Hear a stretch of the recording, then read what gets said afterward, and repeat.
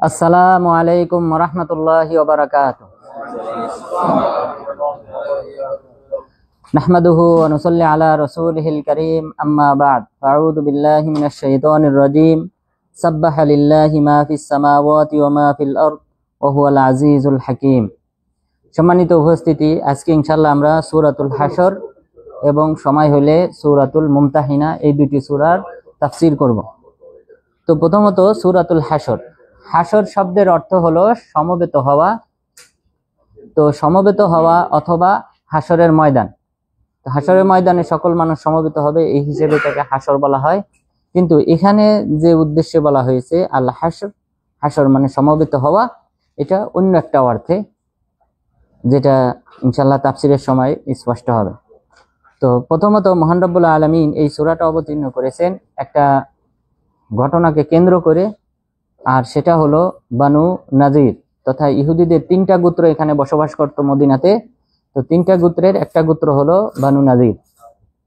তো এই বানু নাজির গোত্র রাসূল সাল্লাল্লাহু আলাইহি ওয়াসাল্লামকে হত্যা করার ষড়যন্ত্র করে, কিভাবে তাকে হত্যা করা যায়। তো তার একটা অংশ হিসেবে তারা তাদের একটা বাসায় দাওয়াত করে। দাওয়াত করার পর তারা এই উপর থেকে, অর্থাৎ তিনি নিচে বসেছেন, উপর থেকে তাদের টার্গেট ছিল বড় পাথর ফেলে তাকে হত্যা করবেন। রাসূল সাল্লাল্লাহু আলাইহি ওয়াসাল্লাম বিষয়টা জানতে পারেন, তিনি ওখান থেকে উঠে চলে আসেন। তো এটা একটা অপরাধ ছিল। আরেকটা অপরাধ ছিল, তারা মক্কার মুশরিকদেরকে প্ররোচিত করত, উদ্বুদ্ধ করত মক্কাবাসীর মদিনাবাসীর উপর আক্রমণ করার। তো এই প্ররোচনার কারণে, এই দুইটা অপরাধের কারণে রাসূল সাল্লাল্লাহু আলাইহি ওয়াসাল্লাম সিদ্ধান্ত গ্রহণ করলেন এদেরকে মদিনা থেকে বিতাড়িত করবেন। তো এখানে বিতাড়িত করার পিছনে যে প্রধান কারণ ছিল সেটা হলো, আপনারা জানেন রাসূল সাল্লাল্লাহু আলাইহি ওয়াসাল্লাম মদিনায় আসার পর মদিনার আশেপাশে যে সকল গোত্র ছিল, অর্থাৎ যারা ইসলাম গ্রহণ করে নাই, তাদের সাথে কিন্তু সন্ধি করেন যে আমরা মদিনাকে হেফাজত করব। মদিনার উপর যদি বহিরাগত কোনো শক্তি আক্রমণ করে, আমরা সম্মিলিতভাবে এটা প্রতিহত করব। এই মর্মে তিনি মদিনাতে অবস্থানরত তিনটা ইহুদি গোত্র এদের সাথে চুক্তিবদ্ধ হন। কিন্তু যখন জানতে পারলেন যে তারাই মক্কাবাসীকে, মক্কার মুশরিকদেরকে উদ্বুদ্ধ করছে মদিনায় আক্রমণ করার জন্য, তখন তিনি এই সিদ্ধান্ত নিলেন এদেরকে মদিনা থেকে বিতাড়িত করবেন, দেশান্তর করবেন। আর সেই দেশান্তরটা ছিল শাম দেশে। আর শাম দেশটা এটা কিন্তু আরদুল মাহশার তথা হাশরের ময়দান, মানুষের সমবেত হওয়ার ময়দান। কিয়ামত দিবসে মানুষরা এখানে সমবেত হবে, এখানে বিচার ফয়সালা হবে। তো এই কারণে এই সূরাতে এই হাশর শব্দটা উল্লেখ করা হয়েছে। মহান রব্বুল আলামিন বললেন, সাব্বাহা লিল্লাহি মা ফিস সামাওয়াতি ওয়া মা ফিল আরদ। আল্লাহ তাআলার প্রশংসা করে আসমান এবং জমিনে যা কিছু আছে সকলেই আল্লাহ তাআলার গুণকীর্তন করে, প্রশংসা করে। তো এটা গত সপ্তাহে যে সূরাটি ছিল সেখানেও আমরা বলেছিলাম যে পৃথিবীতে যে সকল জীব, জড়, পাহাড়, পর্বত, আসমান, জমিন যা কিছু আছে সকলেই কিন্তু আল্লাহ তাআলা প্রশংসা করে, কিন্তু ওয়ালাকিল্লা তাফকাহুনা তাসবিহাহুম, কিন্তু আমরা তাদের প্রশংসা বাক্য বুঝি না। এবং কোন বাক্যের মাধ্যমে তারা প্রশংসা করে? সুবহানাল্লাহি ওয়া বিহামদিহি, এই বাক্যের মাধ্যমে, যেটা একটি হাদিসে উল্লেখ হয়েছে। নূহ আলাইহিস সালাম মারা যাওয়ার সময় তার সন্তানকে উপদেশ দিয়েছিলেন, সেই হাদিসে এটা উল্লেখ হয়েছে। তো এখানেও আল্লাহ তাআলা সেই কথাই বললেন যে আসমান এবং জমিনের মাঝে যা কিছু রয়েছে সকলে আল্লাহ তাআলা প্রশংসা করে। ওয়া হুয়াল আজিজুল হাকীম, তিনি হলেন পরাক্রমশালী, তাকে কেউ পরাজিত করতে পারে না। আল হাকীম, তিনি হলেন বিজ্ঞময়, কখন কি কাজ করতে হবে, কখন কি সিদ্ধান্ত নিতে হবে, কখন কার উপর কি বিধান, কোন উম্মতের উপর কোন বিধান খরচ করতে হবে, এই সব বিষয়ে তিনি হলেন বিজ্ঞ, অভিজ্ঞ। এরপর বললেন, হুয়াল্লাযী আখরাজাল্লাযীনা কাফারু মিন আহলিল কিতাবি মিন দিয়ারিহিম লিআউয়ালিল হাশ, যে তিনি হলেন সেই সত্তা, অর্থাৎ আল্লাহ তাআলা হলেন তিনি যিনি কাফেরদের মধ্য থেকে, আহলে কিতাবদের মধ্য থেকে যারা কাফের, তাদেরকে তাদের ঘর থেকে বের করেছেন প্রথম সমবেত হওয়ার সময়। লিআউয়ালিল হাশর, প্রথম সমবেত হওয়ার সময় বলতে বোঝানো হয়েছে যে সম্মিলিতভাবে একটা গোত্রকে প্রথম যাদেরকে বিতাড়িত করা হয়েছে তারা হলো বানু নাজির। যে এদেরকে বিতাড়িত করা হয়েছে মদিনা থেকে, দেশান্তর করা হয়েছে সম্মিলিত তাদের গোত্রের সকল লোকদেরকেই সম্মিলিতভাবে এদেরকে বিতাড়িত করা হয়েছে মদিনা থেকে। তো এখানে আল্লাহ তাআলা ওই বানু নাজির গোত্রের কথা উল্লেখ করেছেন যে বানু নাজির গোত্র, এই ঘটনা ঘটেছিল বদর যুদ্ধের 6 মাস পরে। বদর যুদ্ধের 6 মাস পরে আয়েশা রাদিয়াল্লাহু আনহা তিনি বলেন, বদর যুদ্ধের 6 মাস পরে রাসূল সাল্লাল্লাহু আলাইহি ওয়াসাল্লাম এই বানু নাজির গোত্রকে, এই ইহুদিদেরকে দেশান্তর করেছিলেন। তো দেশান্তর করার ক্ষেত্রে যে সকল ঘটনা ঘটেছিল কিছু অংশ আল্লাহ তাআলা এখানে উল্লেখ করেছেন। মা জনান্তুম আইয়াখরুজু, তোমরা মনে করো নাই যে তারা বের হবে, তারা দেশান্তরিত হবে, নির্বাসিত হবে, এটা তোমরা কল্পনাও করো না। কারণ তারা শক্তি মত্তায় অস্ত্রে শস্ত্রে তারা সুসজ্জিত ছিল এবং তাদের দুর্গ ছিল। এদের বসবাস ছিল বর্তমান যে তরিক মালিক আব্দুল আজিজ আছে, অর্থাৎ বাকি কবরস্থানের পরে যে পূর্ব সাইডে যে সারে মালিক আব্দুল আজিজ আছে, এখানে তাদের বসবাস ছিল। তো এখানে তাদের দুর্গ ছিল, অসংখ্য দুর্গ ছিল। তো সুতরাং এই দুর্গগুলি থেকে এদেরকে বিতাড়িত করার সামর্থ্য, শক্তি সামর্থ্য মুসলিমদের ছিল না। তো আল্লাহ তাআলা সেই কথাই বললেন, মা জনান্তুম আইয়াখরুজু, তোমরা মনেও করো নাই, কল্পনাও করো নাই যে তারা এখান থেকে বের হবে। ওয়াজান্নু আন্নাহুম মানিআতুহুম হুসুনুহুম মিনাল্লাহ, এবং তারা ধারণা করত যে তাদেরকে সুরক্ষা প্রদান করবে তাদের দুর্গগুলি আল্লাহ তাআলা থেকে। আল্লাহ তাআলা তাদেরকে এই সুরক্ষিত দুর্গ থেকে বের করতে পারবেন না, এটা তাদের ধারণা ছিল, এই ইহুদিদের ধারণা ছিল। ফাআতাহুমুল্লাহু মিন হাইতু লাম ইয়াহতাসিবু, আল্লাহ তাআলা তাদেরকে চতুর্দিক থেকে ঘিরে ফেললেন এমন ভাবে যে তারা কল্পনাও করে না। অর্থাৎ মুসলিমরা তাদেরকে ঘিরে ফেলে, চতুর্দিক থেকে মুসলিমরা তাদেরকে ঘিরে ফেলার পর এরপর মুসলিমরা কিছু পদক্ষেপ গ্রহণ করে। সেই পদক্ষেপগুলির মধ্যে অন্যতম পদক্ষেপ হলো যে এই ইহুদিদের যে সকল ঘরবাড়ি আছে এগুলি ভাঙচুর, জ্বালিয়ে দেওয়া, এবং তাদের যে বৃক্ষ ছিল খেজুর গাছ, এই খেজুর গাছগুলি কেটে ফেলার নির্দেশ দেন। কিছু কিছু সাহাবী এই খেজুর গাছগুলি কেটে ফেলা শুরু করেন এবং কিছুগুলিতে আগুন ধরিয়ে দেন। তো এগুলি ধরিয়ে দেওয়ার পিছনে মূল লক্ষ্য হলো যেন ইহুদিরা মুসলিমদের শক্তিমত্তা এটা যেন প্রদর্শন করে, এবং এর ফলে যেন তারা এখান থেকে বিতাড়িত হওয়া বা দেশান্তরিত হওয়ার বা কোনো একটা সন্ধিতে যেন তারা ফিরে আসে, এই কারণে এই কাজগুলি করেন। যহাক এবং কতাদা রাহিমাহুল্লাহ তারা উভয় বলেছেন যে সেখানে 6টি খেজুর গাছ কাটা হয় এবং একটি খেজুর গাছ আগুনে পুড়িয়ে দেওয়া হয়। তো এইভাবে যখন ধ্বংসলীলা মুসলিমগণ শুরু করেন তখন ইহুদিরা দেশান্তরিত হওয়ার জন্য তারা প্রস্তুত গ্রহণ করে, তারা রাজি হয়। যখন তারা নিশ্চিত হয় যে আমাদেরকে এই অঞ্চল ছেড়ে দিতে হবে, এখানে মুসলিমরা বসবাস শুরু করবে, তখন তারা ভিতর থেকে তাদের এই ঘর বাড়ি ভাঙ্গা শুরু করে তারা নিজেরা। অর্থাৎ হিংসায় বিদ্বেষে তারা তখন নিজেদের ঘর নিজেরাই আভ্যন্তরীণভাবে ভাঙতে শুরু করে, যে আমাদের ঘরে মুসলিমরা বসবাস করবে, এই কারণে তাদের এই সুসজ্জিত ঘরগুলি, দুর্গগুলি তারা নিজেরাই ভাঙতে শুরু করে। সে কথাও আল্লাহ তাআলা উল্লেখ করেছেন,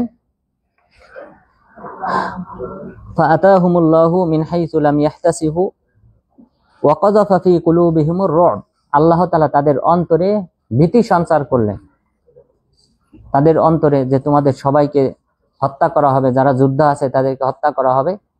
তো এই জাতীয় ভয় ভীতি তাদের অন্তরে আল্লাহ তাআলা সৃষ্টি করলেন। এছাড়াও হাদিসে উল্লেখ হয়েছে, রাসূল সাল্লাল্লাহু আলাইহি ওয়াসাল্লাম বলেছেন, নুসিরতু বির-রু'বি মিন মাসিরাতি শাহর, 1 মাসের দূরত্ব থেকে আল্লাহ তাআলা আমাকে ভীতির মাধ্যমে সাহায্য করেন।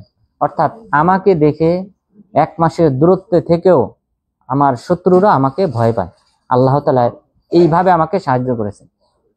অর্থাৎ 1 মাসের দূরত্বে, এমন দূরত্বেও যদি কোনো শত্রু বাহিনী থাকে তারা আমাকে এত দূর থেকে ভয় পায়, আল্লাহ তাআলা এই সকল কাফেরদের অন্তরে এই ভীতিটা সৃষ্টি করেছেন, এই ভীতি সৃষ্টির মাধ্যমে আমাকে সাহায্য করেছেন, বিজয়ী করেছেন। তো এখানেও আল্লাহ তাআলা এই ইহুদিদের অন্তরে ভীতি সৃষ্টি করেন। এরপর ইউখরিবুনা বুয়ুতাহুম বিআইদিহিম ওয়া আইদিল মুমিনিন, এরপর তারা নিজেরা স্বহাতে তাদের ঘরবাড়িগুলি ধ্বংস করতে শুরু করলো এবং মুমিনদের হাতেও তাদের ঘরবাড়ি এগুলি ধ্বংস করা হলো। তাহলে মুমিনরা বাহির থেকে, যেহেতু তার দুর্গের মধ্যে ছিল, বাহিরে যেসব খেজুর বাগান অথবা অন্যান্য ছোট ঘরগুলি ছিল সেগুলি মুসলিমরা ভেঙেছিল, আর ভিতরে দুর্গের ভিতরে তারা নিজেদের ঘরবাড়ি তারা নিজেরা ভাঙতে শুরু করে হিংসা বিদ্বেষ বশত। ফাতাবিরু ইয়া উলিল আবসার, সুতরাং হে বিচক্ষণ ব্যক্তিগণ তোমরা শিক্ষা গ্রহণ করো। তো এখানে তিনটা গোত্র ছিল ইহুদিদের। একটা হলো বানু কাইনুকা। এই বানু কাইনুকাকে এদেরকে বের করা হয় প্রথমে, বানু কাইনুকাকে প্রথমে বের করে দেওয়া হয়, তারা খাইবারে আশ্রয় গ্রহণ করে। এরপর বের করা হয় বানু নাজিরকে, এদেরকে বিতাড়িত করা হয় শাম দেশে। এরপর তৃতীয় যে গোত্রটা ছিল এদেরকে বের করা হয় খন্দক যুদ্ধের পরে ৫ম হিজরিতে, তাদেরকে বানু কুরাইজা, এদেরকে বের করা হয় ৫ম হিজরিতে, তারা খাইবারে আশ্রয় গ্রহণ করে। খাইবার থেকে ওমর ইবনুল খাত্তাব রাদিয়াল্লাহু আনহু মুসলিম শাসক হওয়ার পর তিনি তাদেরকে এখান থেকেও বিতাড়িত করেন শাম দেশে। তাহলে এই ইহুদিরা, এই তিনটি গোত্র মদিনাতে কেন তারা এসেছিল? প্রধানত দুইটি কারণ উল্লেখ করা হয়। একটি কারণ হলো যে তারা তাওরাত এবং ইনজিল অধ্যয়ন করে তারা জানতে পারে যে রাসূল সাল্লাল্লাহু আলাইহি ওয়াসাল্লাম অর্থাৎ শেষ নবী, তিনি হিজরত করে এমন অঞ্চলে বসবাস করবেন যে অঞ্চলে খেজুর বাগান রয়েছে। তো তারা সেটা নির্ণয় করে যে মদিনা, তো এই মদিনাতে তিনি হিজরত করে আসবেন। তো তাকে স্বাগত জানানোর জন্য তারা সিরিয়া থেকে এখানে অবস্থান শুরু করে। আরেকটি কারণ উল্লেখ করা হয় যে শাম দেশে আভ্যন্তরীণ ফিতনা ফাসাদ যখন শুরু হয়, তখন তারা এই ফিতনা থেকে বাঁচার জন্য মদিনাতে এসে তারা বসবাস শুরু করে। এরপর রাসূল সাল্লাল্লাহু আলাইহি ওয়াসাল্লাম মক্কা থেকে মদিনা হিজরত করার পর তারা শত্রুতা শুরু করে। তারা ঈমান আনয়ন করে নাই, তারা যে উদ্দেশ্যে এখানে হিজরত করে এসেছিল সেই উদ্দেশ্য থেকে তারা সরে আসে। পরবর্তীতে রাসূল সাল্লাল্লাহু আলাইহি ওয়াসাল্লাম বিভিন্ন ধাপে এদেরকে এখান থেকে বিতাড়িত করেন। এরপর মহান রব্বুল আলামিন বললেন, ওয়ালাউলা আন কাতাবাল্লাহু আলাইহিমুল জালাআ লাআযাবাহুম ফিদ দুনিয়া, যদি আল্লাহ তাআলা তাদের উপর এই দেশান্তরকে লিখে না রাখতেন, দেশান্তরকে আবশ্যক যদি তাদের উপর না করতেন, লাআযাবাহুম ফিদ দুনিয়া, তাহলে তাদেরকে দুনিয়াতে শাস্তি প্রদান করতেন। অর্থাৎ দেশান্তর হয়ে গেছে, তারা নিজেদের স্ত্রী ছেলে মেয়ে নিয়ে নিরাপদে তারা এখান থেকে চলে যেতে সক্ষম হয়েছে। কিন্তু এই দেশান্তর, এটা যদি লিপিবদ্ধ না থাকতো, আমি যদি এটা লিপিবদ্ধ করে না রাখতাম, তাহলে সে কঠোর শাস্তি তাদেরকে দিতাম দুনিয়াতে, যেমনটা দেওয়া হয়েছিল বানু কুরাইজাকে। বানু কুরাইজাদের মধ্যে যত যোদ্ধা ছিল সবাইকে জবাহ করা হয়েছে, সবাইকে হত্যা করা হয়েছিল, যেটা সাদ বিন মুআজ রাদিয়াল্লাহু আনহু তিনি ফয়সালা দিয়েছিলেন। তারা রাজি হয়েছিল যে সাদ বিন মুআজ যে ফয়সালা দেবে আমরা সেটা মানতে রাজি। কারণ জাহিলি যুগে সাদ বিন মুআজ রাদিয়াল্লাহু আনহু অর্থাৎ সাদ বিন মুআজ রাদিয়াল্লাহু আনহু তিনি ছিলেন আউস গোত্রের প্রধান ওই সময়। তো আউস গোত্রের সাথে তাদের সর্বদা সন্ধি ছিল জাহিলি যুগে। তো সেই হিসেবে তারা মনে করেছিল যেহেতু আমরা বন্ধু, হয়তো তিনি আমাদের ব্যাপারে নরমাল কোনো ফয়সালা করবেন। তখন সাদ বিন মুআজ রাদিয়াল্লাহু আনহু ফয়সালা করলেন যে যারা যোদ্ধা আছে তাদের সবাইকে হত্যা করা হবে। রাসূল সাল্লাল্লাহু আলাইহি ওয়াসাল্লাম তার এই ফয়সালা শুনে খুশি হয়ে বললেন যে তিনি এমন ফয়সালা দিয়েছেন যে ফয়সালাটা সাত আসমানের উপর থেকে, আল্লাহ তাআলার যে ফয়সালা, সাত আসমানের উপর থেকে যে ফয়সালা, সেই ফয়সালার তৌফিক দান করা হয়েছে সাদ বিন মুআজকে। তো এই জাতীয় কঠোর শাস্তি তারাও ভোগ করবে। এই বানু নাজির, আমি যদি দেশান্তর লিখে না রাখতাম তাহলে তাদেরকেও এরকম কঠোর শাস্তির সম্মুখীন করা হতো। ওয়ালাহুম ফিল আখিরাতি আযাবুন নার, আর তাদের জন্য রয়েছে পরকালে জাহান্নামের শাস্তি।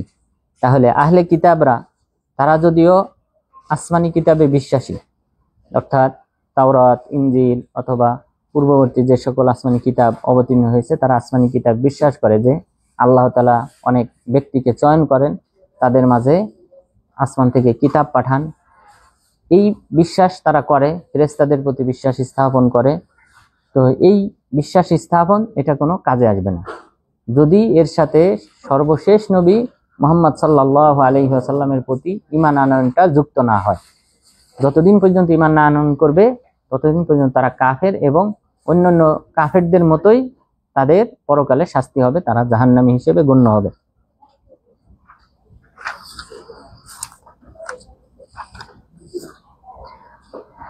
এরপর মহান রব্বুল আলামিন বললেন, যালিকা বিআন্নাহুম শাকুল্লাহা ওয়া রাসূলাহু, তাদেরকে কেন পরকালে কঠিন শাস্তি দেওয়া হবে, কেননা তারা আল্লাহ এবং তার রাসূলের বিরুদ্ধাচরণ করেছে।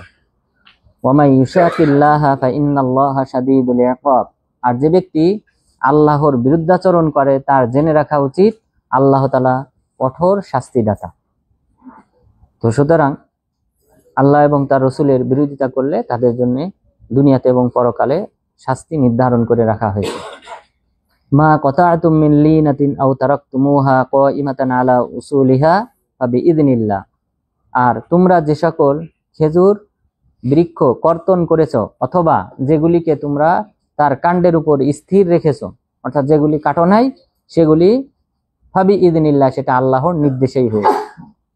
অর্থাৎ অনেক সাহাবী বলার চেষ্টা করেছিল, বরং এই ইহুদিরা বানুন নাজির তারাও বলতেছিল যে আপনি ফাসাদ সৃষ্টি করতেছেন, যে আমাদের খেজুর বাগান এগুলি আপনি ধ্বংস করতেছেন, ঘরবাড়ি জ্বালিয়ে দিচ্ছেন, এ দ্বারা আপনি ফাসাদ সৃষ্টি করতেছেন।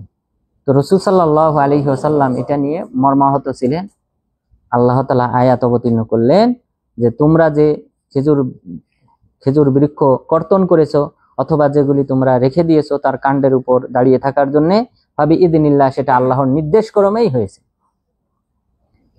ওয়ালিয়ুখজিয়াল ফাসিকিন, এবং পাপাচারদের লাঞ্ছিত করার জন্য এটা হয়েছে। ওয়ামা আফা আল্লাহু আলা রাসূলিহি মিনহুম ফামা আওজাফতুম আলাইহি মিন খাইলি ওয়ালা রিকাব, এখানে আল্লাহ তাআলা এই যে গনিমতের মাল অর্জন হলো, ইহুদিদেরকে এখান থেকে বিতাড়িত করা হলো, বিতাড়িত করার পর যেই তারা যে সম্পদ এখানে রেখে গিয়েছে, তো সেই সম্পদের মালিক কে হবে? সাধারণত নিয়ম হলো যুদ্ধ হলে এই যোদ্ধাদের মাঝে বন্টন হবে, খুমুস বের করার পর 5 ভাগের 1 ভাগ বাইতুল মালে জমা হবে। ইসলামী যে শাসনতন্ত্র থাকবে, রাষ্ট্র থাকবে, সেই রাষ্ট্র 5 ভাগের 1 ভাগ পাবে, বাইতুল মালে জমা হবে, আর বাকি অংশগুলি যোদ্ধাদের মাঝে বন্টন হবে। তো এখানে ইহুদিদের সাথে যুদ্ধ হয় নাই, ইহুদিদের সাথে যে যুদ্ধটা হয়েছে এখানে কিন্তু এরা অবস্থিত মদিনাতেই, যেটা বললাম যে বর্তমান যে তরিক মালিক আব্দুল আজিজ, এখানে তাদের বসবাস ছিল বাকির পাশে। তো মদিনাবাসী যারা ছিল, মুহাজির যারা ছিলেন, তারা সাধারণত মসজিদে নববীর আশেপাশে বাড়ি করেছিলেন। এরপর আউস খাজরাজ বানু সালিমা তারা উহুদের পাশে, এবং কেউ কেউ ছিলেন কিবলাতাইন মসজিদের এখানে, এইভাবে বিভিন্ন স্থানে তারা বসবাস করেছিলেন। তো সুতরাং এখান থেকে তারা কিন্তু ঘোড়সওয়ার বাহিনী ব্যবহার করে নাই, উষ্টি বাহিনী ব্যবহার করে নাই। তো সুতরাং এটার মালিক কে হবে, এই ব্যাপারে আল্লাহ তাআলা আয়াত অবতীর্ণ করলেন, ওয়ামা আফা আল্লাহু আলা রাসূলিহি মিনহুম ফামা আওজাফতুম আলাইহি মিন খাইলি ওয়ালা রিকাব, যে আল্লাহ তাআলা তার রাসূলকে তাদের থেকে, ওই ইহুদিদের থেকে যেই ফাইটা দান করেছেন, যেই সম্পদটা দান করেছেন, সেই সম্পদ অর্জন করার ক্ষেত্রে তোমরা ঘোড়সওয়ার বাহিনী ব্যবহার করো নাই এবং উষ্টির বাহিনীও ব্যবহার করো নাই, উটের পিঠে চড়ে অথবা ঘোড়ার পিঠে চড়ে তোমরা তাদের উপর আক্রমণ করো নাই। ওয়ালাকিন্নাল্লাহা ইউসাল্লিতু রুসুলাহু আলা মান ইয়াশা, কিন্তু আল্লাহ তাআলা যাকে চান তার রাসূলগণকে তাদের উপর কর্তৃত্বশীল বানান। আল্লাহু আলা কুল্লি শাইইন কাদির, আল্লাহ তাআলা সকল বিষয়ে ক্ষমতাশীল। তো সুতরাং এই সম্পদটা কে পাবে? আল্লাহ তাআলা বললেন, মা আফা আল্লাহু আলা রাসূলিহি মিন আহলিল কুরা ফালিল্লাহি ওয়ালির রাসূল ওয়ালিদিল কুরবা ওয়াল ইয়াতামা ওয়াল মাসাকিন ওয়া বিনিস সাবিল, আল্লাহ তাআলা রাসূলকে এই উপত্যকাবাসী থেকে, এই জনপদবাসী থেকে যে ফাইটা দান করেছেন সেটা আল্লাহর জন্য, রাসূলের জন্য এবং তার নিকটাত্মীয়ের জন্য, ইয়াতিমদের জন্য, মিসকিনদের জন্য এবং পথিকদের জন্য। অর্থাৎ তাহলে যোদ্ধারা পাবে না। যে সকল যোদ্ধারা অংশগ্রহণ করেছে এটা তাদের মাঝে অন্য যুদ্ধলব্ধ গনিমতের সম্পদের মতো বন্টন হবে না, বরং এটার মালিক হলেন আল্লাহ তাআলা। আল্লাহ তাআলা যে খাতে ব্যবহার করতে বলবেন, ব্যয় করতে বলবেন, আল্লাহ তাআলা হুকুমদাতা, এই সম্পদটা সেই খাতে ব্যয় করা হবে। এরপর ওয়ালির রসুল, রসুল সাল্লাল্লাহু আলাইহি ওয়াসাল্লাম তিনি এবং তার ফ্যামিলিদের যে খরচ রয়েছে সেটা তিনি এখান থেকে ব্যয় করবেন। এবং ওয়ালিদিল কুরবা, তার নিকটাত্মীয়দের জন্য, নিকটাত্মীয় বলতে বানু হাশেম এবং বানুল মুত্তালিব। বানু হাশেম এবং বানু মুত্তালিব তারা রসুল সাল্লাল্লাহু আলাইহি ওয়াসাল্লামের যে 4টি গোত্র ছিল অর্থাৎ সমমানের, সেই 4টি গোত্রের এই দুটি গোত্র এদের উপর যাকাত খাওয়া হারাম, বানু হাশেম এবং বানুল মুত্তালিব এই দুটি।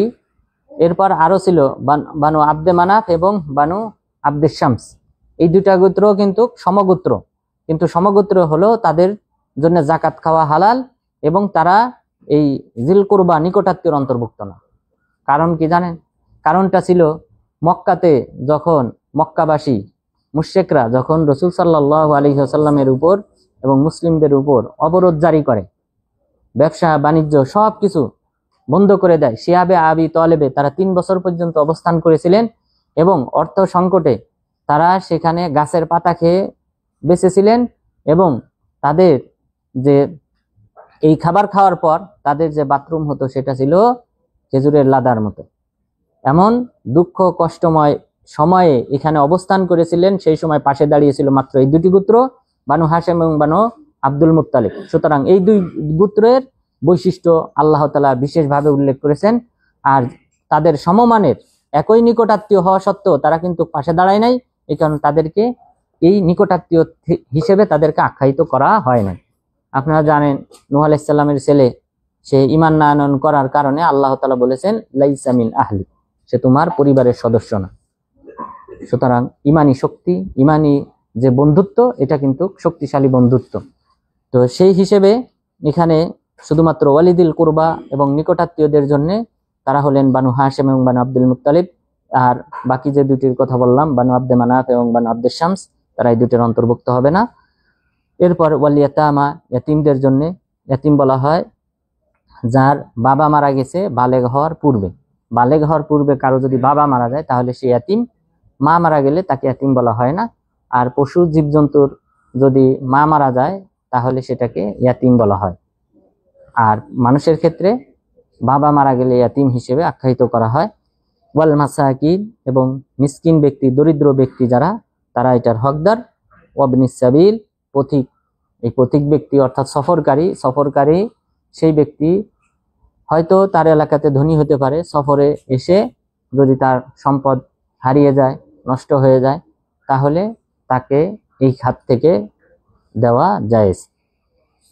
এরপর কেন কাইলা ইয়াকুনা দুলাতাম বাইনাল আগনিয়াই মিনকুম, যেন এই সম্পদটা তোমাদের ধনীদের মাঝেই বারবার আবর্তিত না হয়। তো এই যোদ্ধা যারা অংশগ্রহণ করেছিল তাদের মধ্যে তো ধনী ব্যক্তিরাও ছিল। তো এই ধনীদের মাঝে এই সম্পদটা, এই ফাই অর্থাৎ যেখানে ঘোড়সওয়ার বাহিনী, অশ্বারোহী বাহিনী ব্যবহার করা হয় নাই, সেই সম্পদটা এটা যেন তোমাদের ধনীদের মাঝে যেন বারবার ঘুরে ফিরে না চলে যায়, এই কারণে এই সকল দরিদ্র মানুষের জন্য এই বিধান দেওয়া হয়েছে।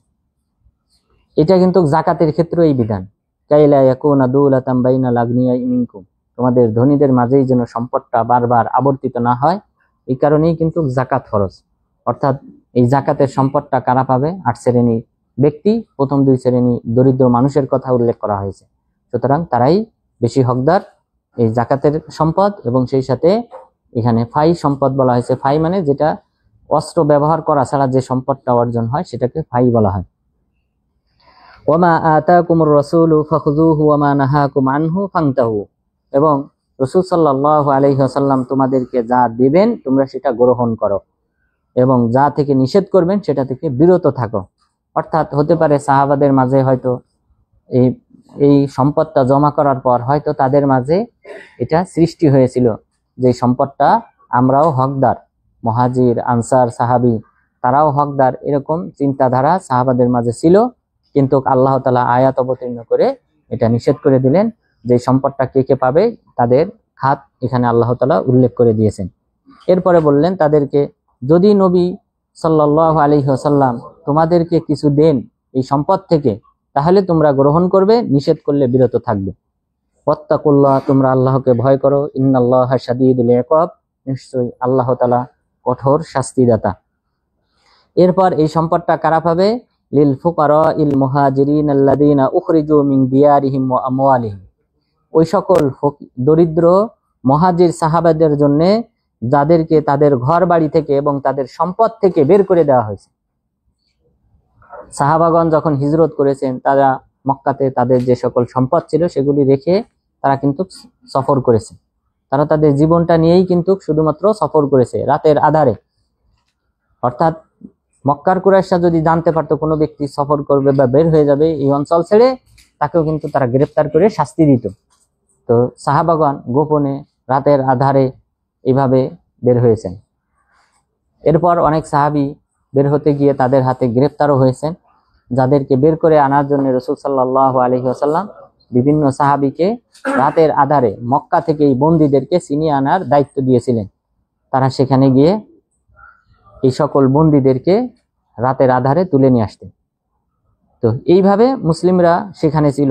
আল্লাহ তাআলা বললেন, এই সকল মুহাজির সাহাবী যাদেরকে বঞ্চিত করা হয়েছে তাদের সম্পদ থেকে এবং বের করে দেওয়া হয়েছে, বিতাড়িত করা হয়েছে তাদের গৃহ থেকে, তারাও এই সম্পদের ফাইয়ের অধিকারী, তারাও এখান থেকে অংশ পাবে।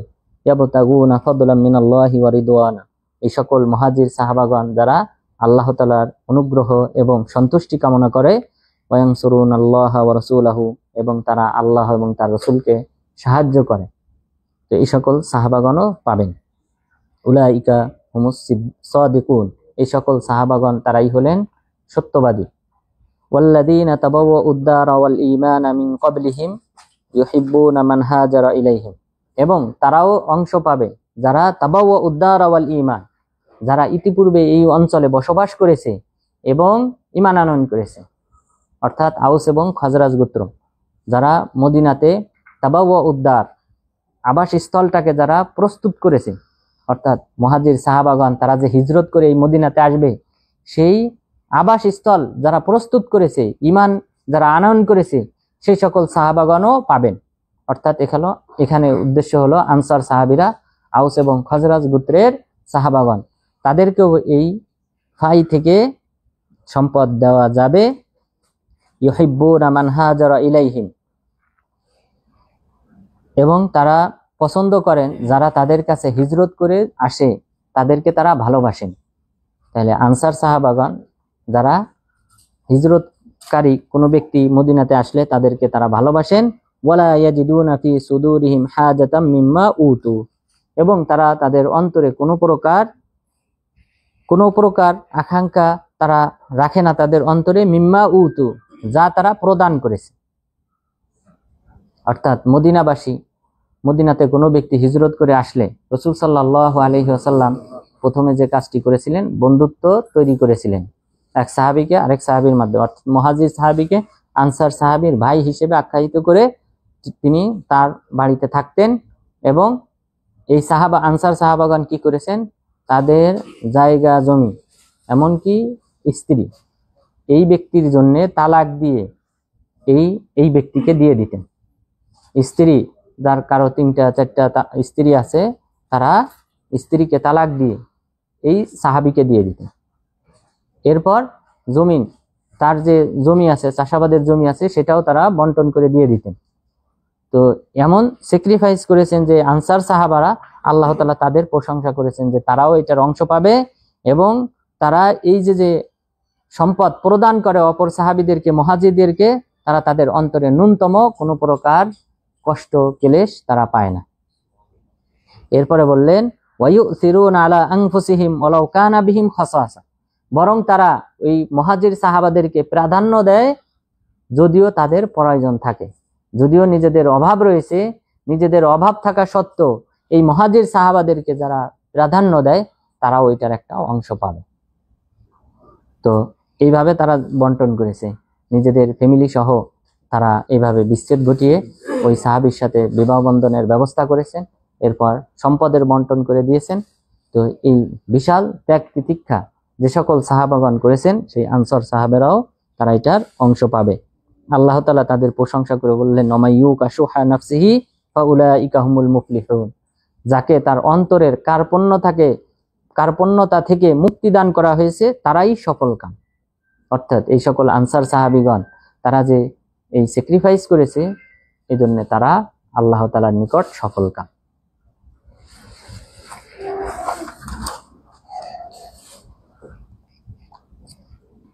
এরপর মহান রব্বুল আলামিন বললেন, ওয়াল্লাযীনা জাউ মিন বা'দিহিম ইয়াকুলুনা রব্বানা গফির লানা ওয়া লিইখওয়ানিনা আল্লাযীনা সাবাকুনা বিল ঈমান। এরপর আল্লাহ তাআলা আমাদেরকে একটা আদব শিক্ষা দিয়েছেন যে ওয়াল্লাযীনা জাউ মিন বা'দিহিম, এই সকল সাহাবাদের পরে যারা ঈমান আনয়ন করেছে তারা বলে, রব্বানা গফির লানা ওয়া লিইখওয়ানিনা আল্লাযীনা সাবাকুনা বিল ঈমান। হে আল্লাহ, তুমি আমাদেরকে ক্ষমা করো সেই সকল ব্যক্তিদেরকে যারা আমাদের পূর্বে ঈমান আনয়ন করেছে। এটা হলো আদব শিক্ষা যে আমরাও কিন্তু এই সাহাবাদের পরে ঈমান আনয়নকারী। এরপর তাবেঈগণ তারাও কিন্তু সাহাবাদের পরে ঈমান আনয়নকারী। সাহাবাদের মধ্যে কেউ কেউ মক্কা বিজয়ের পূর্বে ঈমান এনেছে, কেউ কেউ পরে ঈমান আনয়ন করেছে। আল্লাহ তাআলা এই সবাইকে, এই সকল শ্রেণীর মানুষকে আদব শিক্ষা দিয়েছেন যে এই সকল সাহাবাদের জন্য ক্ষমা প্রার্থনা করতে। যে এই যারা পূর্বে ঈমান আনয়ন করেছে তাদের অবদান অনেক বেশি, ইসলামের জন্য তাদের অবদান অনেক বেশি, তো তাদের জন্য ক্ষমা প্রার্থনা করতে বলা হয়েছে। আর বর্তমান যুগে একটা সমাজ তৈরি হয়েছে, সেটা হলো শিয়া সমাজ, যাদের কাজই হলো সাহাবাদেরকে গালি দেওয়া। এদের মূলই হলো, মূল ধর্ম হলো, এই ধর্মের মধ্যে কিছু নাই।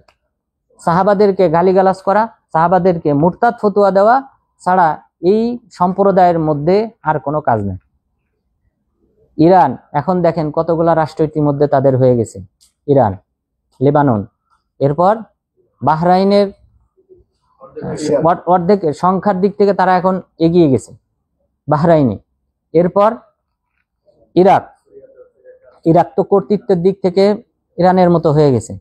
এরপর ইয়ামানটাও অর্ধেকাংশ শিমালিয়া উত্তর অঞ্চল যেটা, সেটা কিন্তু শিয়াদেরই আগে থেকেই। তো সুতরাং আমাদের মুসলিমদেরকে সতর্ক হতে হবে। এরপর আফ্রিকাতেও তাদের কিন্তু বিশাল সাপোর্টার তৈরি হয়ে গেছে। তারা আফ্রিকাতে দরিদ্র মানুষদের পাশে দাঁড়িয়ে বিভিন্ন চিকিৎসা, বিভিন্ন সাহায্য সহযোগিতা দিয়ে তাদের ঈমান কেড়ে নেয়। পাকিস্তানেও বিশাল একটা সংখ্যক তাদের তৈরি হয়েছে। বাংলাদেশেও তাদের কার্যক্রম অব্যাহত রয়েছে এবং অনেক মানুষ যে শিয়াতে পরিণত হয়েছে। তো সুতরাং আমাদেরকে অবশ্যই সতর্ক হতে হবে। তাদের মূল কার্যক্রমই হলো সাহাবাদেরকে কাফের ফতোয়া দেওয়া। সাহাবাদের মধ্যে 5 জন বা 7 জন সাহাবী বাদ দিয়ে বাকি সবাইকে তারা কাফের মনে করে। আলী রাদিয়াল্লাহু আনহু, হাসান হুসাইন, এরপর আবু যার আল গিফারি, সালমান আল ফারিসি, এরপর মিকদাদ বিন আসওয়াদ, এই কয়েকজন সাহাবী ব্যতীত বাকি সবাইকে তারা কাফের মনে করে, নাউযুবিল্লাহ। অথচ দেখেন আল্লাহ তাআলা কি বলেন, ওয়াল্লাযীনা জাউ মিন বা'দিহিম, যারা এসেছে এদের পরে, এই সকল সাহাবাদের পরে যারা এসেছে তারা বলে, রব্বানা গফির লানা ওয়া লিইখওয়ানিনা আল্লাযীনা সাবাকুনা বিল ঈমান। আল্লাহ, তুমি আমাদেরকে ক্ষমা করো, আমাদের সেই সকল মুমিন ভাইদেরকে ক্ষমা করো যারা আমাদের পূর্বে ঈমান এনেছে। ওয়ালা তাজআল ফি কুলুবিনা গিল্লাল লিল্লাযীনা আমানু, এবং তুমি আমাদের অন্তরে কোনো প্রকার হিংসা বিদ্বেষ রেখো না সেই সকল ব্যক্তিদের বিরুদ্ধে যারা ঈমান আনয়ন করেছে। রব্বানা ইন্নাকা রাউফুর রহিম, হে আমাদের রব, নিশ্চয়ই তুমি ক্ষমাশীল করুণাময়। ইন্নাকা রাউফুর রহিম, নিশ্চয়ই আপনি করুণাশীল দয়ালু। আলাম তারা ইলাল্লাযীনা নাফাকু ইয়াকুলুনা লিইখওয়ানিহিম, এরপর আল্লাহ তাআলা আরেকটা শ্রেণীর কথা উল্লেখ করেছেন, মদিনাতে যারা বসবাস করত এবং এই ইহুদিদেরকে প্ররোচনা প্রদান করত, তাদের সম্পর্কে উল্লেখ করেছেন যে আলাম তারা ইলাল্লাযীনা নাফাকু, আপনি কি দেখেন নাই ওই সকল ব্যক্তিদেরকে যারা মুনাফিকি করে, ইয়াকুলুনা লিইখওয়ানিহিমুল্লাযীনা কাফারু মিন আহলিল কিতাব, তারা তাদের আহলে কিতাব ভাইদেরকে বলে, তাদের আহলে কিতাবদের মধ্য থেকে যারা কাফের সেই সকল ব্যক্তিদেরকে তারা বলে, লাইন উখরিজতুম লানাখরুজান্না মাআকুম, তোমরা যদি দেশান্তরিত হও এই মদিনা থেকে, জেনে রেখো আমরাও তোমাদের সাথে দেশান্তরিত হব। অর্থাৎ সাপোর্টার। এই ইহুদিদের সাপোর্টার হলো মদিনার যে সকল মুনাফিক ছিল, সেই মুনাফিকরা। তারা বলতো যে তোমাদের কোনো ভয় নাই, তোমাদের আমরা আশ্বস্ত করছি যে তোমাদেরকে যদি মদিনা থেকে বের করে দেওয়া হয়, জেনে রাখো আমাদেরকেও বের করতে হবে। এইভাবে প্ররোচিত করেছে। এরপরে বললেন, মুনাফিকরা বলল, ওয়ালা নুতিউ ফীকুম আহাদান আবাদা, আর জেনে রেখো যে তোমাদের ব্যাপারে কোনো প্রকার সিদ্ধান্তের ক্ষেত্রে আমরা অন্য কারোর আনুগত্য করব না। অর্থাৎ উদ্দেশ্য মুসলিমরা বা মুহাম্মদ সাল্লাল্লাহু আলাইহি ওয়াসাল্লাম, তিনি যদি তোমাদের বিরুদ্ধে কোনো সিদ্ধান্ত নেন, জেনে রাখো সেটা আমরা মানব না। ওয়া ইন কুতিলতুম লানানসুরান্নাকুম, তোমরা যদি আক্রান্ত হও, তোমরা যদি যুদ্ধের শিকার হও, তাহলে জেনে রেখো আমরা তোমাদেরকে সাহায্য করব। ওয়াল্লাহু ইয়াশহাদু ইন্নাহুম লাকাযিবুন, আল্লাহ তাআলা সাক্ষ্য প্রদান করতেছেন যে নিশ্চয়ই তারা মিথ্যুক। অর্থাৎ এই মুনাফিকরা কখনোই এই ইহুদিদের পাশে দাঁড়াবে না। এই ইহুদিদেরকে বের করে দেওয়া হলে তখন তারা তাদের পাশে দাঁড়াবে না। বের করে দেওয়া হলো এই বানু নাজিরকে। এর পূর্বে বানু কাইনুকাকে বের করা হয়েছে, এরপরে বানু কুরাইজাকে বের করা হয়েছে, কিন্তু কখনোই এই মুনাফিকরা তাদের পাশে দাঁড়ায় নাই। মহান রব্বুল আলামিন বললেন, লাইন উখরিজু লা ইয়াখরুজুনা মাআহুম, যদি তারা দেশান্তরিত হয় মদিনা থেকে, ইহুদিরা যদি দেশান্তরিত হয় মদিনা থেকে, তারা এদের সাথে বের হয়ে যাবে না। ওয়ালা ইন কুতিলু লা ইয়ানসুরুনাহুম, আর যদি তারা আক্রান্ত হয়, যুদ্ধ করতে বাধ্য হয়, তাহলেও তারা তাদেরকে সাহায্য করবে না। ওয়ালা ইন নাসারুহুম লা ইউয়াল্লুনাল আদবার, আর যদি তারা সাহায্য করতেও যদি যায়, তবে তারা পশ্চাৎ প্রসারণ করবে। অর্থাৎ অচিরেই তারা ফিরে আসবে। যুদ্ধ যখন শুরু হবে তখন তারা অবশ্যই পশ্চাৎ প্রসারণ করে ফিরে আসবে। সুম্মা লা ইউনসারুন, ফলে বাস্তবে ইহুদিদেরকে সাহায্য করা হবে না। লা আনতুম আশাদ্দু রাহবাতান ফি সুদুরিহিম মিনাল্লাহ, তোমরা আল্লাহ তাআলার চেয়ে বেশি ভীতি প্রদর্শনকারী নও তাদের অন্তরে। অর্থাৎ ইহুদিরা কিন্তু আল্লাহ তাআলাকে বেশি ভয় করে মন থেকে। অর্থাৎ আল্লাহ তাআলা আমাদেরকে যে শাস্তি দিবেন, কারণ তাদের তো জানা আছে নবী রাসূলগণের বিরুদ্ধাচরণ যতবার করা হয়েছে ততবার সেই কওমকে আল্লাহ তাআলা ধ্বংস করেছেন। সুতরাং তারা তোমাদেরকে যতটা ভয় না পায়, তার চেয়ে বেশি ভয় পায় আল্লাহ তাআলাকে। যালিকা বিআন্নাহুম কওমুল লা ইয়াফকাহুন, কেননা তারা হলো এমন সম্প্রদায় যে তারা হলো অবুঝ, তারা বুঝতে চায় না। লা ইউকাতিলুনাকুম জামিআন ইল্লা ফি কুরাম মুহাসসানা আও মিন ওয়ারাই জুদুর, তারা তোমাদের সাথে সম্মিলিতভাবে তোমাদের সাথে যুদ্ধ করবে না। তবে যুদ্ধ যদি করে তাহলে সেটা তারা করবে একটা নিরাপদ অঞ্চল থেকে, অথবা আও মিন ওয়ারাই জুদুর, অথবা দুর্গের আড়াল থেকে। দুর্গের আড়ালে লুকিয়ে হয়তো তোমাদের সাথে যুদ্ধ করবে, অথবা নির্দিষ্ট কোনো অঞ্চল যেখানে তাদের নিরাপত্তা রয়েছে এমন অঞ্চলে ছাড়া তারা তোমাদের বিরুদ্ধে যুদ্ধ করবে না। বাসুহুম বাইনাহুম শাদীদ তাহসাবুহুম জামিআ ওয়া কুলুবুহুম শাত্তা, তাদের শক্তিমত্তাটা তাদের নিজেদের মাঝে প্রবল। অর্থাৎ নিজেরা মনে করে যে আমাদের সাথে অমুক গোত্র আছে, মক্কাবাসী আছে, এখানে মদিনাতেও মুনাফিকরা আছে, এরপর তাদের সুসজ্জিত দুর্গ রয়েছে, অস্ত্র রয়েছে ইত্যাদি। তারা মনে করে নিজেরা নিজেদের মাঝে প্রবল শক্তিধর। এরপর তাহসাবুহুম জামিআ ওয়া কুলুবুহুম শাত্তা, আপনি মনে করেন তাদের এই যে দলবল, মক্কার কুরাইশ, মদিনার মুনাফিক, এরা এই সকলেই, আপনি মনে করবেন যে তারা সকলে ঐক্যবদ্ধ, ওয়া কুলুবুহুম শাত্তা, অথচ তাদের হৃদয়ে কোনো মিল নেই। অন্তরে একজন আরেকজনকে ভালোবাসে না, বরং তাদের নিজেদের আভ্যন্তরীণ আবার শত্রুতা রয়েছে। যালিকা বিআন্নাহুম কওমুল লা ইয়াকিলুন, কেননা তারা এমন সম্প্রদায় যারা অবুঝ, যারা জ্ঞানহীন। কামাসালিল্লাযীনা মিন ক্বাবলিহিম করিবা, এই বানু নাজিরের দৃষ্টান্ত হলো তাদের মতো যারা ইতিপূর্বে তাদের সমগোত্রীয় ব্যক্তি যারা ছিল তাদের মতোই। অর্থাৎ এখানে আল্লাহ তাআলা এখানে তুলনা করেছেন এই বানু নাজির গোত্রকে বানু কাইনুকা গোত্রকে। বানু কাইনুকাকে প্রথম বের করা হয়েছিল মদিনা থেকে, আল্লাহ তাআলা বললেন কামাসালিল্লাযীনা মিন ক্বাবলিহিম করিবা, সদ্য তাদের পূর্বে সদ্য যে দলটি ছিল সেই দলের মতোই হলো তাদের অবস্থা। অর্থাৎ ইতিপূর্বে কিছুদিন আগে যে অর্থাৎ বদর যুদ্ধের পরপরই বের করে দেওয়া হয় বানু কাইনুকাকে, এরপর বের করা হয়, এর 6 মাস পরে বের করা হয় বানু নাজিরকে। তো তাদের উপমা হলো পূর্বের বানু কাইনুকার মতোই। যাকু ওয়াবালা আমরিহিম, তারা তাদের কৃতকর্মের শাস্তি তারা পেয়েছে। ওয়ালাহুম আযাবুন আলীম, তাদের জন্য রয়েছে যন্ত্রণাদায়ক শাস্তি। কামাসালিশ শাইতানি ইয ক্বালা লিল ইনসানি কুফর ফালাম্মা কাফারা ক্বালা ইন্নী বারিউম মিনক, এদের উপমা হলো, এই সকল কাফেরদের দৃষ্টান্ত হলো ওই শয়তানের মতো, যে শয়তান মানুষকে এসে বলে কুফর, তুমি কুফরি করো, আল্লাহ তাআলার সাথে কুফরি করো। ফালাম্মা কাফার ক্বালা ইন্নী বারিউম মিনক, যখন মানুষটা কুফরি করে তখন শয়তান এসে বলে যে আমি তোমার থেকে মুক্ত, তোমার সাথে আমার কোনো সম্পর্ক নাই। ইন্নী আখাফুল্লাহ রাব্বাল আলামিন, আমি বিশ্বজগতের প্রতিপালক আল্লাহকে ভয় করি। চিন্তা করে শয়তান মানুষকে ওয়াসওয়াসা দেয়, ওয়াসওয়াসা দিয়ে বলে যে তুমি কুফরি করো, কুফরি করার পর তখন আপনাকে এসে বলে যে তোমার সাথে আমার কোনো সম্পর্ক নাই, বরং আমি আল্লাহকে ভয় পাই। তো শয়তানের কাণ্ড এটাই। তো শয়তানকে যারা বন্ধু হিসেবে গ্রহণ করে নিয়েছে, যে সকল জাদুকররা, যে সকল গণক ঠাকুররা, তাদের পরিণামও কিন্তু এটা। আপনি দেখবেন এই সকল গণক ঠাকুর, জাদুকর, এদের শেষ পরিণতিটা কি হয়। এই সকল গণক ঠাকুর এরা কিন্তু সারা জীবন এই জিনের ইবাদত করে, জিনের পায়ে সিজদা করে এবং জিন যা বলে সেটা তারা বাস্তবায়ন করে। কোরআনকে ডাস্টবিনে, বাথরুমে, পায়খানায়, যেখানে রেখে আসতে পারে, যে সকল ময়লা স্থানে সেখানে তার রেখে আসে। ছাগল, মুরগি ইত্যাদি এই জিনের নামে জবহ করে, যেখানে রেখে আসতে বলে জবহ করে সেখানে রেখে আসে।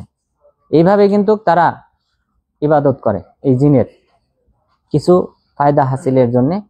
এরপর এই সকল শয়তানের সেবা করার পর দেখবেন এই সকল ব্যক্তিদেরকে, এদেরকে কিন্তু শয়তান ঘুমাইতেও দেয় না। যখন ঘুমাইতে যায় ইয়াল্লাহ ওঠ, একে উঠায় দেয়। এবং এদের চেহারার দিকে তাকাবেন, এই গণক ঠাকুরদের দেখলেই বুঝতে পারবেন যে এদের চেহারার পরিণতি কি। ঘুম নাই, ঘুমাইতে দেবে না, ঘুমানোর সময় ডিস্টার্ব, এরপর তাকে এই নোংরা কাজগুলা করাবে, এইভাবে তার জীবনটা পার করবে। শেষ জীবনে যখন দেখবে যে সে দুর্বল হয়ে গেছে, তখন আবার এই জিন শয়তান কিন্তু এই ব্যক্তিকে আবার কষ্ট দেয়, তাকে বিভিন্ন সময় মার পিট তারপর ইত্যাদি নির্যাতন করে। কারণ কি, এই যে সিস্টেমটা ওদের এই জিন জাতির মাঝে, এই গণক ঠাকুরের যে সিস্টেম, সেটা হলো এই গণক ঠাকুরের কথা এই জিন শয়তানগুলি তখন শোনে যখন পাওয়ারফুল কোনো এই জিনের কোনো বাচ্চা বা পাওয়ারফুল কোনো জিন যখন তার সেবা করার জন্য কয়েকজন জিনকে পাঠায়, সেবা করার জন্য এই জিনকে পাঠায় এই মানুষটার কাছে। এই জিনগুলি যখন অবাধ্য হয় এই মানুষটার, তখন কিন্তু সে ওই তাদের উপরের বড় জিনের মাধ্যমে কিন্তু শাস্তি প্রদান করে, শাস্তি দেয়।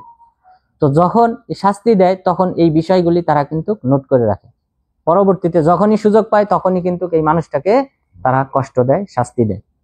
তো এটা হলো শেষ পরিণতি, তাদের এইভাবেই হয়। তো আল্লাহ তাআলা বলেছেন, শয়তানের উপমা উল্লেখ করেছেন যে এই সকল কাফেরদের, মুনাফিকদের এবং ইহুদিদের, মক্কার মুশরিকদের, এদের উপমা হলো শয়তানের মতো। যখন শয়তান এসে বলে তুমি কুফরি করো, কুফরি করার পর এসে বলে যে তোমার সাথে আমার কোনো সম্পর্ক নাই, আমি বরং আল্লাহ তাআলাকে ভয় পাই, যিনি হলেন বিশ্বজগতের প্রতিপালক। এরপর মহান রব্বুল আলামিন বললেন ফাকানা আকিবাতাহুমা আন্নাহুমা ফিন্নারি খালিদাইনি ফিহা, শেষ পরিণাম কি হলো, এই দুইজন, এই শয়তান যার কাছে আসলো, যাকে বলল তুমি কুফরি করো, কুফরি করার পর এই শয়তান আর এই মানুষটার দুইজনের পরিণাম হলো যে তারা উভয়ে জাহান্নামে থাকবে চিরস্থায়ীভাবে। এটা হলো শেষ পরিণতি।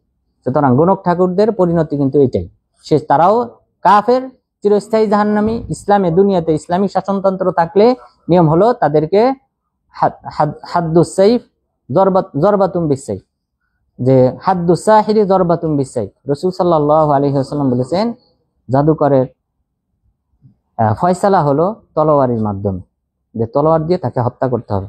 কারণ এই মানুষগুলি সমাজের জন্য সব সময় ক্ষতিকারক। 24 ঘন্টা তারা চিন্তা ভাবনা করে কোন ব্যক্তিটার কোন ক্ষতি করা যায়। এইভাবেই কিন্তু তারা রাত পার করে, দিন পার করে। তো সুতরাং এই কারণেই বলা হয়েছে যে এদের সমাধান হলো একমাত্র হত্যা করা। আর পরকালে পরিণাম হবে তারা উভয়ে জাহান্নামে থাকবে। ওয়াদালিকা জাযাউয যালিমিন, এটাই হলো জালিমদের পরিণাম। ইয়া আইয়ুহাল্লাযীনা আমানুত্তাকুল্লাহা ওয়াল তানজুর নাফসুম মা কদ্দামাত লিগাদ, হে মুমিনগণ তোমরা আল্লাহ তাআলাকে ভয় করো এবং তোমরা পর্যবেক্ষণ করো যে তোমরা আগামী দিনের জন্য কি প্রেরণ করেছো। আগামী দিনের জন্য তথা কিয়ামত দিবসের জন্য তোমরা কি অগ্রে প্রেরণ করেছো সেটা তোমরা দেখো, পর্যবেক্ষণ করো। এই আয়াতটা প্রথমাংশে আল্লাহ তাআলা বললেন, হে মুমিনগণ তোমরা আল্লাহকে ভয় করো। এই তাকওয়ার সংজ্ঞা আমরা বলেছিলাম এই আয়াতের সাথে কিন্তু দুইটা অংশে মিল পাওয়া যায়। যেই সংজ্ঞাটা আলী বিন আবি তালিব রাদিয়াল্লাহু আনহু উল্লেখ করেছেন, ইয়াল খাউফু মিনাল জালিল ওয়াল আমালু বিত তানজিল ওয়াল কনাআতু বিল কলিল ওয়াল ইস্তিদাদ লিয়াউমির রাহিল, যে আল্লাহ তাআলাকে ভয় করা, ওয়াল আমালু বিত তানজিল কুরআন হাদিস অনুযায়ী আমল করা, ওয়াল খাউফু মিনাল জালিল এরপর আল্লাহ তাআলাকে ভয় করা, আল আমালু বিত তানজিল কুরআন হাদিস অনুযায়ী আমল করা, ওয়াল কনাআতু বিল কলিল অল্পে তুষ্ট থাকা, এবং ওয়াল ইস্তিদাদ লিয়াউমির রাহিল পরকালের জন্য প্রস্তুত নেওয়া। এই সংজ্ঞা থেকে এখানে কিন্তু দুইটা অংশ আল্লাহ তাআলা এই আয়াতে উল্লেখ করেছেন, হে মুমিনগণ তোমরা আল্লাহ তাআলাকে ভয় করো। এরপরে বললেন ওয়াল তানজুর নাফসুম মা কদ্দামাত লিগাদ, এবং মানুষ যেন হিসাব করে দেখে সে অগ্রে কি প্রেরণ করেছে, অর্থাৎ পরকালের জন্য প্রস্তুতি নিতে বলেছেন আল্লাহ তাআলা। আমরা আগামী দিনের জন্য কি পাঠালাম, কি আমল করলাম, সেটাই কিন্তু আল্লাহ তাআলা আমাদেরকে গ্রহণ করতে বলেছেন, এই পৃথিবী থেকে অর্জন করতে বলেছেন। সুতরাং তাকওয়ার সংজ্ঞা আলী রাদিয়াল্লাহু আনহু যেটা বলেছেন এটা একটা মহৎ সংজ্ঞা। তবে সহজে বোঝার জন্য উত্তম সংজ্ঞাটা হলো তাকওয়ার, সেটা হলো যেটা ওমর ইবনে আব্দুল আজিজ রাহিমাহুল্লাহ তিনি যে সংজ্ঞাটা উল্লেখ করেছেন, যে সকল ইবাদত আল্লাহ তাআলা করতে বলেছেন সেই সকল ইবাদত করা, আর যে সকল কাজ নিষেধ করেছেন সেটা বর্জন করা, এটাকে বলা হয় তাকওয়া। ওয়াত্তাকুল্লাহ পুনরায় আবার এটা 2 নম্বর নির্দেশ, ওয়াত্তাকুল্লাহ তোমরা আল্লাহ তাআলাকে ভয় করো, ইন্নাল্লাহা খাবীরুম বিমা তা'মালুন নিশ্চয়ই আল্লাহ তাআলা জানেন তোমরা যে সকল আমল করো। ওয়ালা তাকুনু কাল্লাযীনা নাসুল্লাহা ফাআনসাহুম আনফুসাহুম, তোমরা ওই সকল ব্যক্তিদের মতো হয়ো না যারা আল্লাহ তাআলাকে ভুলে গেছে, আল্লাহ তাআলা ফলে তাদেরকেও ভুলে গেছে। তো যদি আল্লাহ তাআলা আপনার কথা স্মরণ না করেন পরকালে, তাহলে কিভাবে মুক্তি পাবেন? আল্লাহ তাআলা স্মরণ করিয়ে দিলেন তোমরা সেই সকল পূর্ববর্তী জাতিদের মতো হয়ো না যে সকল জাতিরা আল্লাহ তাআলাকে ভুলে যাওয়ার ফলে আল্লাহ তাআলাও তাদেরকে ভুলে গিয়েছিলেন। উলাইকা হুমুল ফাসিকুন, তারাই হলো পাপাচার সম্প্রদায়, পাপিষ্ঠ সম্প্রদায়, অন্যায় অশ্লীল ফাহিশি কাজে লিপ্ত সম্প্রদায়। আল্লাহ তাআলাকে ভুলে গেলে আল্লাহ তাআলা ভুলে যাবেন, এটা ভুলে যাওয়াটা কিন্তু আল্লাহ তাআলার ক্ষেত্রে নিসবত করা জায়েজ নেই, যে আল্লাহ তাআলা ভুলে যান, এটা জায়েজ নেই, যেটা আয়াতুল কুরসিতে উল্লেখ করা হয়েছে।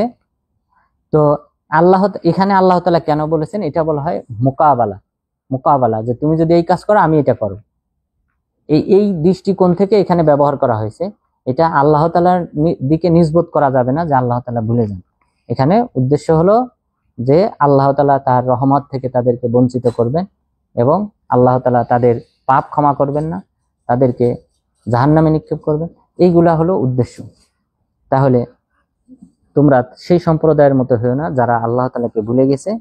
ফাআনসাহুম আনফুসাহুম, আল্লাহ তাআলা ওই সকল ব্যক্তিদেরকে ভুলে গিয়েছেন। উলাইকা হুমুল ফাসিকুন, তারা পাপাচার সম্প্রদায়। লা ইয়াস্তাবি আসহাবুন নারি ওয়া আসহাবুল জান্নাহ, জান্নাতের অধিবাসী আর জাহান্নামের অধিবাসী কখনোই সমান না। আসহাবুল জান্নাতি হুমুল ফাইজুন, জান্নাতের অধিবাসীরাই তারাই হলো সফলকাম। তো এটা একটা মহান আয়াত। আল্লাহ তাআলা জাহান্নামী অর্থাৎ যারা কাফের, যারা মুনাফিক, যারা ইহুদি খ্রিস্টান, এই সকল ব্যক্তিরা আর মুমিনরা তারা কখনোই সমান না। এক শ্রেণী জান্নাতে আর এক শ্রেণী জাহান্নামে। তো সুতরাং জান্নাতীরা কখনোই জাহান্নামীদের মতো নয়। লাউ আনজালনা হাযাল কুরআনা আলা জাবালিন লারাআইতাহু খাশিআম মুতাসাদ্দিআম মিন খাশিয়াতিল্লাহ, এখানে আল্লাহ তাআলা আমাদের মানুষদেরকে সতর্ক করে এই আয়াতটা অবতীর্ণ করেছেন, আমি যদি এই কোরআনটাকে অবতীর্ণ করতাম পাহাড়ের উপর, তাহলে আপনি দেখতেন যে পাহাড়টা আল্লাহ তাআলার ভয়ে বিদীর্ণ হয়ে যেত এবং বিনয়ী হয়ে যেত। আল্লাহ তাআলার ভয়ে পাহাড়টা ফেটে যেত, পাহাড় চূর্ণ বিচূর্ণ হয়ে যেত এবং সেই সাথে সে বিনয়ী হয়ে থাকতো। তো আপনারা দেখেন পাহাড়গুলা কত শক্তিশালী, পাথরের পাহাড়। তো এই পাহাড়গুলি আল্লাহ তাআলার ভয়ে এই কোরআন তাদের উপর অবতীর্ণ করলে তারা বিনয়ী হতো এবং তারা ফেটে চূর্ণ বিচূর্ণ হয়ে যেত। তাহলে মানুষের কেমন আচরণ করা উচিত এই কোরআনের সাথে? তো মানুষকে অবশ্যই বিনয়ী হওয়া উচিত এই কোরআনের সাথে। কোরআনে আল্লাহ তাআলা যে সকল বিধিবিধান দিয়েছেন সে সকল বিধিবিধান পালন করা, আমল করা, এবং আল্লাহ তাআলা যে সকল বিষয় থেকে নিষেধ করেছেন, যে সকল কাজকে হারাম হিসেবে আখ্যায়িত করেছেন, কবিরা গুনাহ হিসেবে আখ্যায়িত করেছেন, সগীরা গুনাহ হিসেবে আখ্যায়িত করেছেন, সেই সকল কাজ বর্জন করা, অর্থাৎ কোরআন অনুযায়ী আমল করার কথা আল্লাহ তাআলা মানুষদেরকে সতর্ক করে দিয়েছেন। যে এই সুবিশাল শক্তিশালী পাহাড় এরা যদি বিনয়ী হয়, তাহলে মানুষ হিসেবে তোমরা কেন বিনয়ী নও? ওয়াতিলকাল আমসালু নাযরিবুহা লিন-নাস, আর এই যে উপমা, পাহাড়ের উপমা আমি কেন পেশ করলাম? যেন মানুষেরা লাআল্লাহুম ইয়াতাফাক্কারুন, যেন চিন্তা ভাবনা করে যে পাহাড় যদি ফেটে যায়, বিদীর্ণ হয়ে যায়, তাহলে কেন মানুষ কেন বিনয়ী হবে না? এই চিন্তা চেতনা যেন মানুষের মাঝে উদ্রেক হয়, এই কারণে আমি এই উপমাটা উল্লেখ করলাম। এরপর আল্লাহ তাআলার পরিচয়ের যে সুন্দর সুন্দর নামগুলি আছে, এখানে অনেকগুলি নাম আল্লাহ তাআলা উল্লেখ করেছেন। হুয়াল্লাহুল্লাযী লা ইলাহা ইল্লাহু, তিনি হলেন আল্লাহ, যিনি ব্যতীত সত্য কোনো মাবুদ নেই। আলিমুল গায়বি ওয়াশ শাহাদা, তিনি দৃশ্য অদৃশ্যের জ্ঞানী, দৃশ্য বিষয় সম্পর্কে অদৃশ্য বিষয় সম্পর্কে তিনি জানেন। ওয়ার রহমানুর রহিম, তিনি করুণাময় দয়ালু। রহমান আর রহিমের মাঝে পার্থক্য হলো, রহমান শব্দটা ব্যবহার হয় আল্লাহ তাআলার সকল মাখলুকের ক্ষেত্রে, আল্লাহ তাআলা দয়াশীল। কাফের, মুশরিক, মানুষ, জীবজন্তু সকলের উপর দয়াশীল। আর রহিম বলা হয় তিনি শুধুমাত্র দয়াশীল মুমিনদের উপর, অর্থাৎ যেটা পরকালে প্রকাশ পাবে। আল্লাহ তাআলা শুধুমাত্র মুমিনদের উপর দয়া করবেন, মুসলিমদের উপর দয়া করবেন, ঈমান আনয়নকারীদের উপর দয়া করবেন। বাকি যত শ্রেণী আছে, কাফের, মুশরিক, মুনাফিক, এই সকলকে আল্লাহ তাআলা জাহান্নামে নিক্ষেপ করবেন। এখানে কোনো প্রকার ছাড় দেওয়া হবে না। অর্থাৎ যদি ঈমান না থাকে তাহলে কারোর প্রতি আল্লাহ তাআলা ন্যূনতম দয়া দেখাবেন না, বরং ঈমান থাকলে তখন আল্লাহ তাআলা বিভিন্ন মানুষকে ক্ষমা করবেন। এরপর নবীদের সুপারিশের আওতায় আনবেন, ফেরেশতাদের সুপারিশের আওতায় আনবেন। তারপর সাধারণ মুমিন যারা রয়েছে তাদের সুপারিশের আওতায় এনে তাদেরকে ক্ষমা করবেন, অথবা অনেককে এমনিতেই আল্লাহ তাআলা ক্ষমা করে দিবেন। এরপর অনেকে তার নিজের দুই হাতের অঞ্জলিতে করে তিনি 3 বার করে জাহান্নাম থেকে বিশাল সংখ্যককে মুক্তি দান করবেন। কিন্তু ঈমান না থাকলে কিন্তু এই সুযোগটা কোনো ব্যক্তির নাই। ঈমান না থাকলে সে ব্যক্তি চিরস্থায়ীভাবে জাহান্নামে থাকবে।